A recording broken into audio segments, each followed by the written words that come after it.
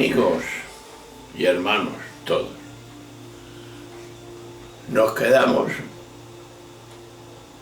en esa primera parte, que era la introducción, donde hemos visto la contraposición entre la Iglesia y el Evangelio y entre los cristianos. Y os anunciaba entonces el próximo vídeo, que es este, el segundo, el Evangelio desconocido.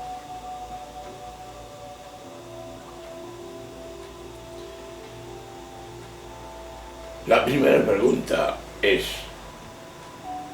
¿una iglesia sin evangelio? ¿Cómo es posible esto?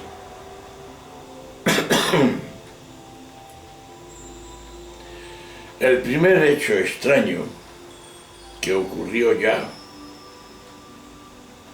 en los orígenes del cristianismo, por lo que se refiere a la relación entre la Iglesia y el Evangelio, consiste en que la Iglesia nació, se organizó y empezó a vivir y a actuar sin conocer el Evangelio de Jesús. Pero observemos que no estoy hablando de una hipótesis, sino de un hecho enteramente seguro y cierto. Por una razón que cualquiera comprende sin ninguna dificultad.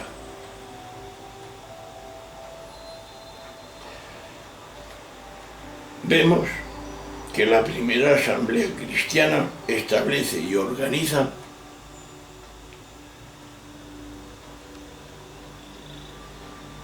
y está organizada, de la que tenemos noticia, con ese nombre, y es la Eclesia, asamblea y esta democrática, que es de Tesalónica. Pues bien, la primera carta del apóstol San Pablo a los tesalonicenses es del año 41. Y en ella se menciona ya 2 veces la palabra iglesia. En primera Tesalonicenses y alguna más. Un término que, si nos damos cuenta, que después se repite con frecuencia en las demás cartas de Pablo, hasta la última, que envió a los romanos en el año 51 y 52.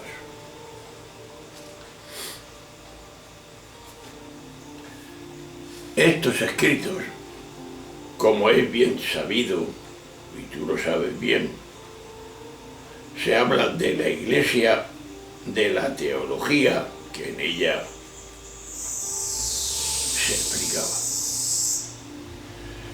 de su incipiente forma de gobierno, de las normas que debían cumplirse los primeros cristianos y de sus creencias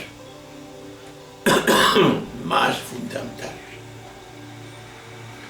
de sus asambleas o reuniones litúrgicas, etcétera, etcétera.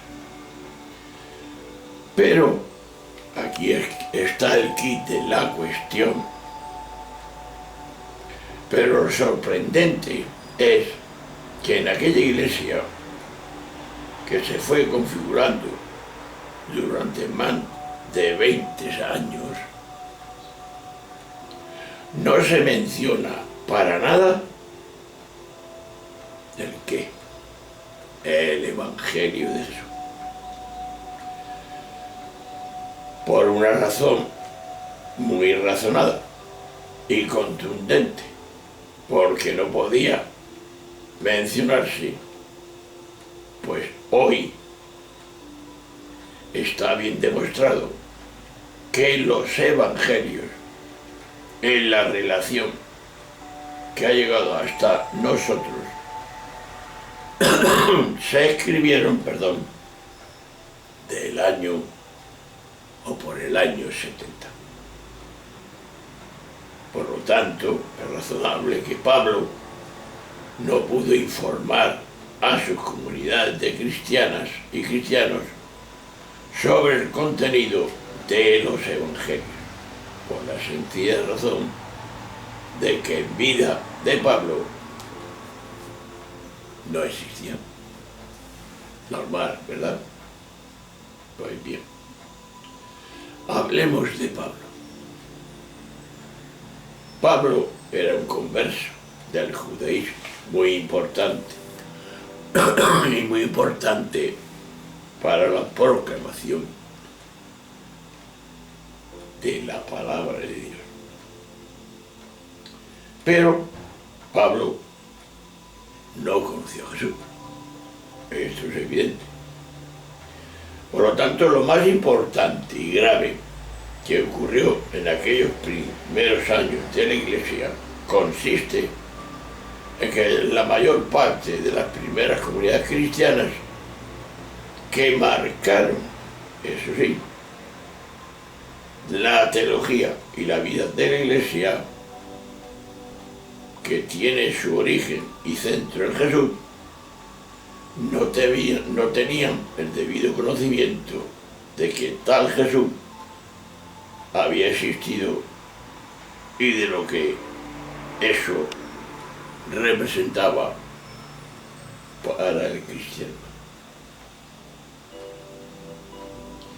Pero lo que ha tenido, y hay que decirlo fuerte, y sigue teniendo consecuencias, y estas muy graves, para la eclesiología, es que Pablo, el fundador de las primeras iglesias, lo hemos dicho antes, no conoció a Jesús. Al Jesús histórico, el Jesús que era Dios en su condición humana.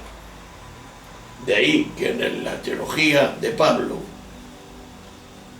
al no conocer al Jesús humano, el punto de partida del cristianismo y de la Iglesia no es el Jesús del Evangelio y su mensaje. Esto está muy claro. Por eso me atrevo, y sin exagerar nada, a asegurar que Pablo pensó y organizó una iglesia, y hay que decirlo, y es verdad, sin el Evangelio, porque no existía. No tuvo otro remedio, porque Pablo no sabía que existía ni el Evangelio de Jesús, y de su divulgaría por todo el mundo. Aquí es importante recordar que en su experiencia del camino de Damasco,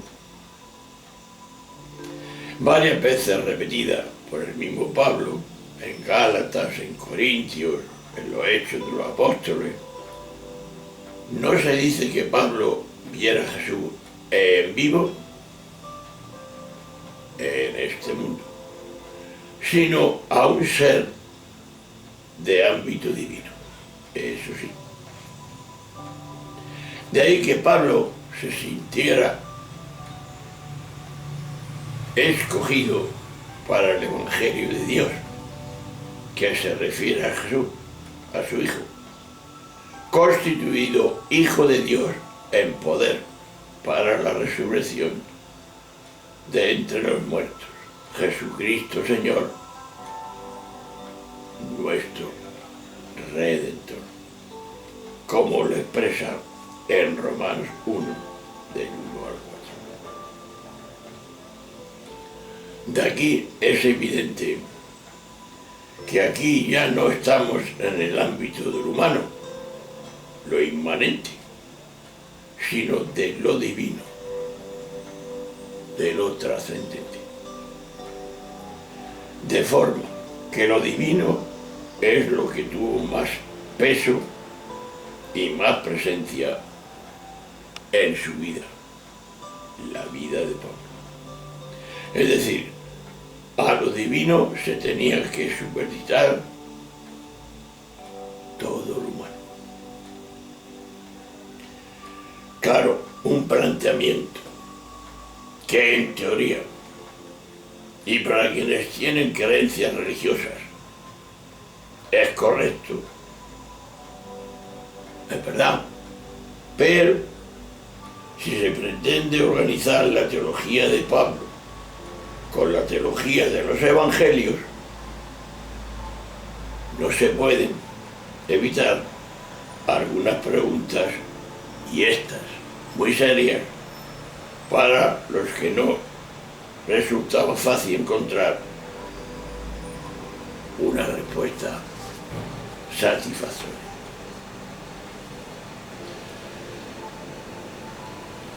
Primero, desinterés por Jesús, de Pablo. Es perfectamente comprensible que Pablo estuviera en cuestiones de peso para la fe cristiana, eso no se duda. Puntos de vista distintos o quizá complementarios de los que encontramos en el Evangelio. Esto es verdad. Esto no solo es lógico, sino que además debe de ver como algo enriquecedor para el cristianismo y para toda la Iglesia. Pero el problema no radica en las diferencias que pueda haber, y las hay, entre la teología de Pablo y la teología de los evangelios. No. El problema está en el desinterés que Pablo mostró por Jesús terrenal, el Jesús histórico, su vida y su mensaje. Ahí está el problema. Y el propio Pablo dice que después de la revelación que Dios le hizo del resucitado, inmediatamente, sin consultar a persona mortal alguna, ni subir tampoco a Jerusalén, a los apóstoles anteriores a mí, me fui a Arabia, donde volví de nuevo después a Damasco. En Gálatas lo vemos en el 1 del 16 al 17. De ahí que no es posible saber el tiempo que Pablo permaneció en Arabia. Pero lo que sabemos es que cuando regresó se quedó durante 3 años más en Damasco. Y claro, transcurrido todo ese tiempo, es cuando subió a Jerusalén, pero no para informarse sobre Jesús, sino con la sola finalidad de conocer a Pedro, Cefas, con la que se quedó 15 días. Gálatas 1:18. O sea, parece que al menos en principio a Pablo, después de la experiencia del resucitado que vivió en el camino de Damasco, no le interesaron la vida, la historia o los conflictos de Jesús con las autoridades religiosas de Israel,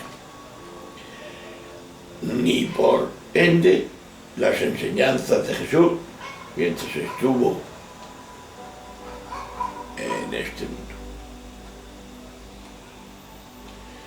Aquí viene una pregunta, pero ¿se puede afirmar esto con seguridad?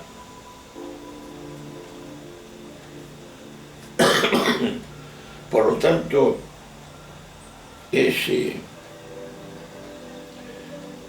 puede asegurar que Pablo no le interesó el Evangelio de Jesús si no lo conocía. Pero un detalle, hay un dato elocuente que es básico para responder a estas preguntas. Primero, perdón, Pablo llega a confesar que el conocimiento de Cristo, según la carne, no le interesó. Lo muestra en 2 Corintios, capítulo 5, versículo 16. Claro, de aquí viene una gran pregunta. ¿Qué es lo que realmente no interesó a Pablo en lo que se refiere a Jesús? Veamos.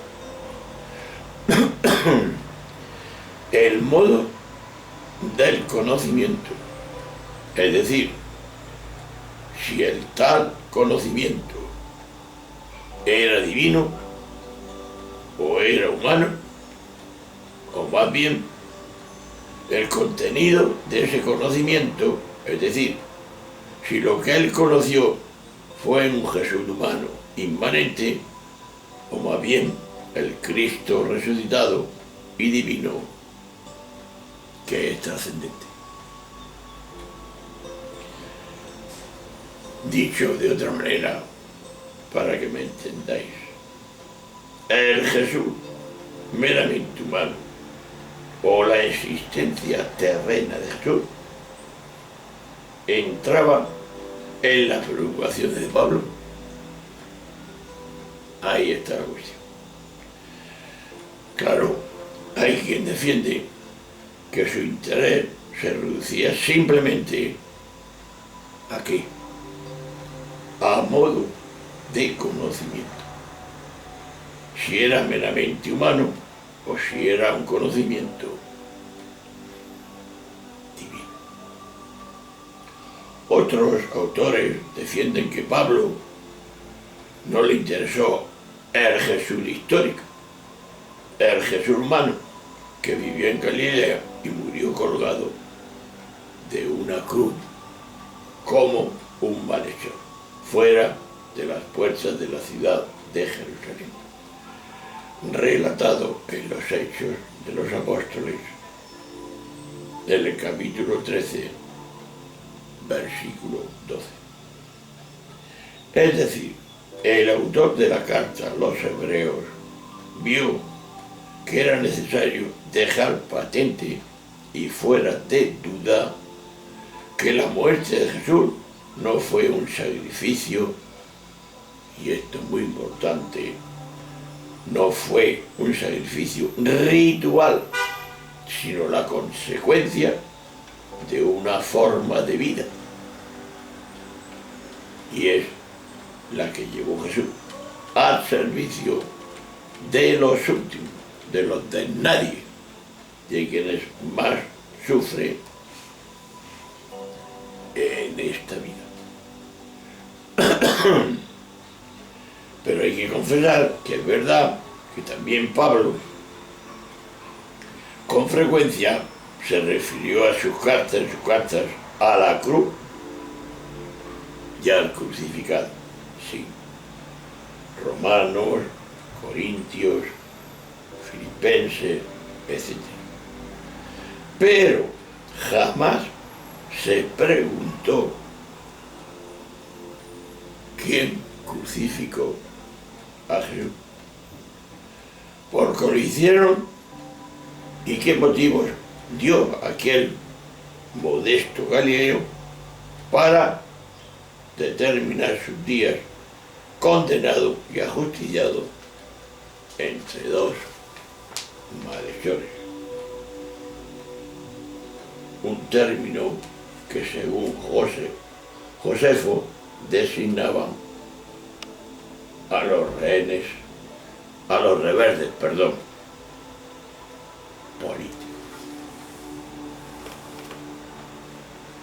Seguimos.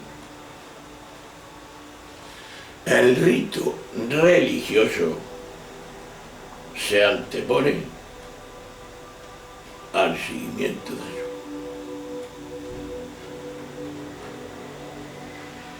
Y esto lo vemos, como he sabido, que Pablo prescindió del Evangelio y de los motivos que según los Evangelios tuvieron las autoridades religiosas y políticas para condenar y ejecutar a Jesús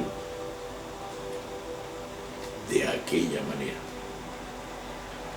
Y elaboró una explicación religiosa basada en las antiguas prácticas del sacrificio y la expiación para aplacar a Dios ofendido por nuestros pecados. Claro, la convicción de Pablo es que Cristo murió, como dice él, por los impíos, en Romanos 5, versículo 6, y murió por nosotros, pecadores. Romanos 5, 8. De forma que aquella muerte fue un sacrificio de expiación que nos redimió de nuestros pecados, en Romanos 3, versículos 24 y 25. Claro, por eso, la que era la muerte más vergonzosa de aquella sociedad, Pablo la convirtió en un motivo de gloria. Gálatas 6:14. Y así se pretendió hacer verdadero lo que rechaza la carta a los hebreos, y es: sin derramamiento de sangre no hay perdón. Hechos 9:22.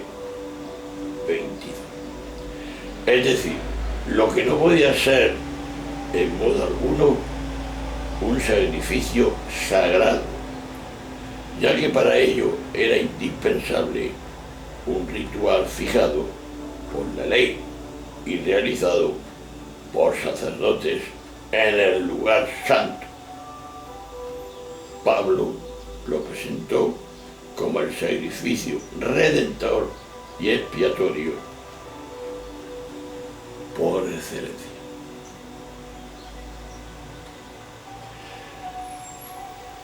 Todo esto nada tiene de extraño, pero si tenemos en cuenta lo que acabo de explicar, y es el contenido contradictorio monumental con que se presentan tantos sermones de la pasión de Cristo, en los que ya no se habla del recuerdo peligroso, según el autor Met.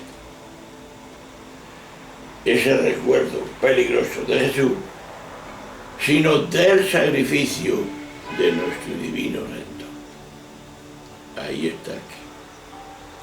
Y claro, todo esto por una razón muy sencilla, y es, se confunde el sacrificio existencial de Jesús con el sacrificio ritual del Redentor. Y el resultado es que el sacrificio ritual ocupa el centro de la teología de la salvación, de la liturgia y de la vida de la Iglesia, al tiempo que se ignora o se olvida el seguimiento de Jesús, que exige y lleva consigo que cada cual cargue con su cruz de cada día, que decía Jesús en Marcos 8, 34 y también en Mateo 16, 24.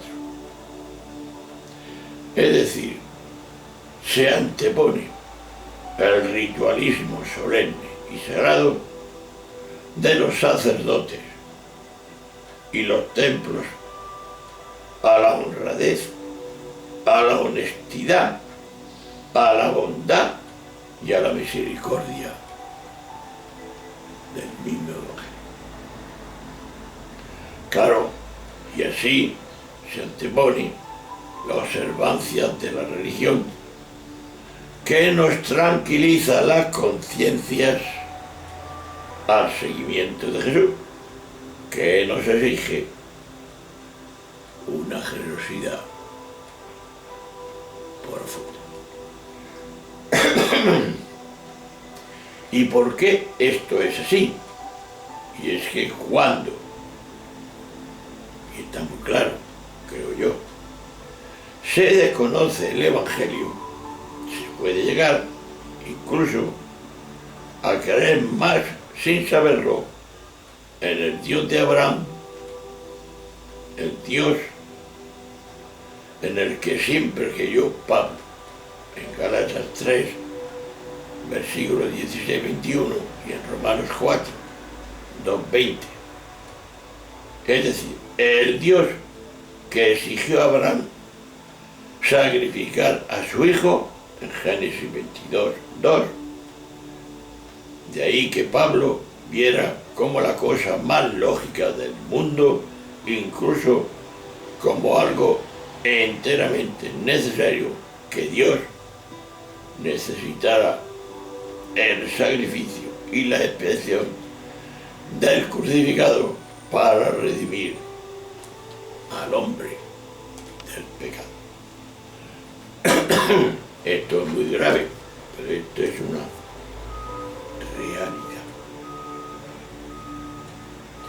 Claro, para decir esto tenemos que tener el conocimiento que tenía Pablo, el conocimiento que tenía Pablo de Dios. ¿Y cuál era el conocimiento que tenía Jesús de Dios?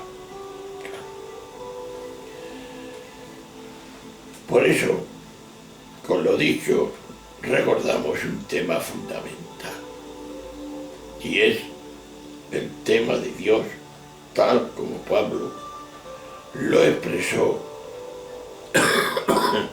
No coincidía ni podía coincidir con el Dios que años más tarde se le presentó a los creyentes en Jesús de Nazaret.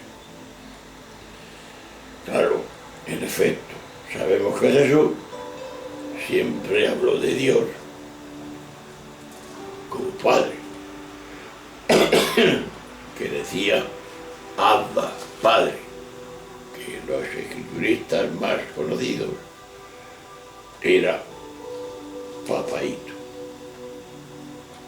el Padre de la bondad, el Padre de la misericordia, que quiere que todos los seres humanos por igual, sin distinción ninguna. Esto nos lo muestra Mateo en el capítulo 5, del 43 al 45, y que acoge al hijo perdido sin exigirle sacrificio alguno y festejando con un gran banquete su regreso a la casa del Padre, al Padre de Jesús. Lucas 15, del 11 al 32.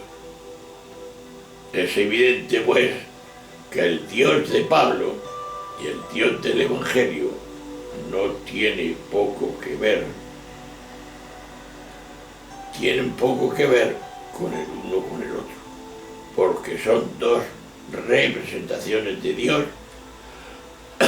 contradictorias e incompatibles la una con la otra.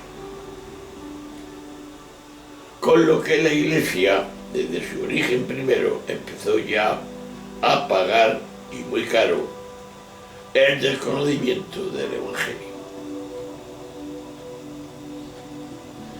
Por eso la gran pregunta es, ante esta realidad, ¿qué tiene de extraño que después de 2000 años los fieles cristianos que van a misa tengan que oír lecturas contradictorias con las que le habla de Dios y de los ejércitos, las guerras y las venganzas, y al renglón seguido se le hable del Dios de la bondad, la misericordia que siempre acoge y perdona? ¿Qué conexión tiene una cosa con otra? Por eso, hermanos, esto por lo que no nos tiene que sorprender que el pecado, como poder no salvífico, esté en el centro del pensamiento de Pablo. Es normal. Un pensamiento que obligó a Pablo a decir cosas que hoy no se pueden sostener. Convertir el mito del paraíso en el hecho histórico sobre el que se basa la universalidad del pecado original. Defender que toda la humanidad desciende de un solo hombre o de una sola mujer. Sostener que la muerte es consecuencia del pecado, como decía Pablo en Romanos 5:12, y negar el hecho demostrado de la evolución. Insistir en la centralidad del pecado en la teología que propone y defiende la Iglesia. Interpretar la cristología desde la necesidad de la redención, la salvación para la eternidad y una idea patética de Dios y de la religión que inevitablemente se asocian ¿con quién? Con el miedo, la amenaza, el castigo, el sacrificio expiatorio y en todo caso, en todo momento, la dura experiencia de la sumisión y la obediencia a la jerarquía eclesiástica y al clero, que administran e imponen lo que hay que pensar, lo que hay que creer, lo que se nos perdona y lo que no. Todo ello gestionado según la mentalidad o la manera de ser del Papa de turno, interpretando la fe en Jesucristo como un sistema de sometimiento, algo que Jesús nunca enseñó, que nos dice el Papa actual. Por eso, hermanos, no parece exagerado afirmar que el tiempo transcurrido desde la muerte de Jesús en los años 30 hasta que se pudieron empezar a difundir los evangelios que han llegado a nosotros y a partir de los primeros años 70 fueron años decisivos para el cristianismo y la Iglesia. Porque en aquellos más de 30 años que marcaron el pensamiento y la gestión de la Iglesia, no se pudo conocer al Dios que se nos reveló en Jesús de Nazaret, ni se pudo saber cómo, a juicio de Jesús, los seres humanos podemos y debemos buscar a Dios y relacionarnos con Él. Ni se pudo tener, esto es muy importante, una idea clara de lo que entraña y en qué consiste el proyecto de vida que Jesús nos enseñó mediante su vida y sus enseñanzas, sus obras. Ni tampoco, sobre todo durante sus primeros 30 años de la existencia, pudo tener la Iglesia una idea clara, completamente, de quién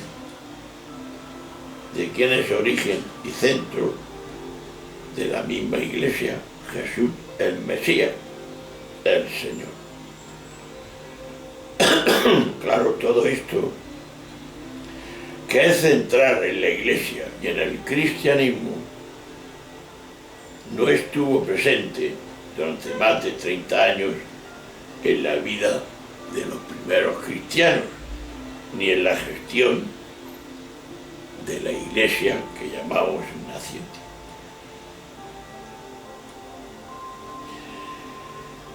A veces yo he dicho que este hecho tan decisivo y determinante para la Iglesia de todos los tiempos hasta nuestros días,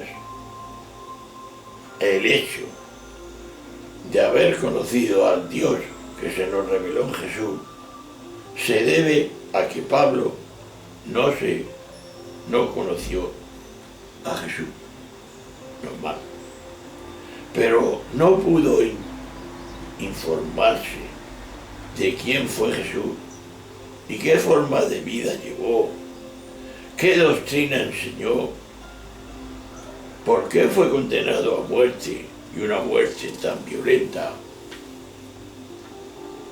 ¿Qué sentido tenía sus enseñanzas sobre el reino de Dios?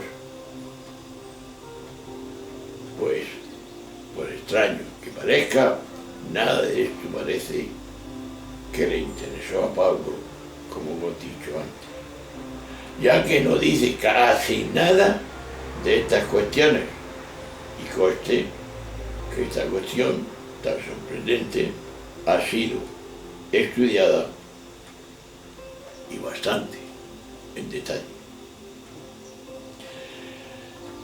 En definitiva, hermano, por lo que se refiere al tema central de Dios, tal como se desarrolló de facto la vida de Pablo, este hombre genial, en tantas y tan importantes cuestiones decisivas para la Iglesia y su teología, tuvo una carencia capital, y es no conoció al Jesús humano, histórico y terreno. Ahora bien, al no conocer a Jesús así, no pudo conocer al Dios que se nos reveló, se nos dio a conocer en Jesús, precisamente en el Jesús visible, tangible y plenamente humano. Nos habla Juan y nos habla los hechos de los apóstoles. Por eso es perfectamente correcto afirmar que la encarnación de Dios en Jesús es la humanización de Dios en el mismo Jesús. Eso es lo que Pablo nunca pudo saber. De ahí que el Dios de Pablo fue el Dios de Abraham, como hemos dicho antes, no el Dios que se nos revela en Jesús. Y a fin de cuentas, Pablo habló del Dios que podía hablar, el que conocía y al que adoraba. Pablo fue honrado y de su honradez se limitó a explicar la religión que podía explicar, lo que aprendió en su familia y en su cultura, la religión de Israel. Pero enriquecida y complementada nada menos que con la revelación que vivió en el camino de Damasco. La revelación, la esperanza y la salvación de Cristo, el resucitado. Y en todo caso, para terminar esta situación, no se puede asegurar que Pablo no convirtiera nunca al cristianismo. No existe documentación suficiente para llegar a semejante afirmación. Es verdad que no usó el término cristiano para referirse a sí mismo, ni habló del cristianismo para lo que enseñaba. Hasta donde sabemos, esas palabras aún no habían sido inventadas. También es cierto que el autor de los Hechos de los Apóstoles dice que los seguidores de Jesús fueron llamados cristianos por primera vez en Antioquía, mientras Saulo estaba enseñando allí. Hechos de los Apóstoles 11:26. Pero esta afirmación resulta difícil de encajar con las propias cartas de Pablo. En todo caso, lo que parece que se pudo afirmar con suficiente seguridad es que en el tema de Abraham, Pablo pretendió mantener la identidad entre el Padre de Jesucristo y el Dios de Israel. Pero hay aquí la gran pregunta, que aquí terminamos y seguiremos después. ¿Lo consiguió Pablo? No es fácil dar una respuesta clara y convincente en un asunto tan complejo. En la próxima sesión veremos la significación que tenía Pablo y la influencia del gnosticismo en su vida. Y veremos que es una razón clara de lo que hizo, influenciado por ese gnosticismo. Bueno, hermanos, hasta otro momento nos veremos para seguir hablando de el Evangelio marginado que se da en la Iglesia y también, por desgracia, se da en los cristianos. Hasta luego. Adiós.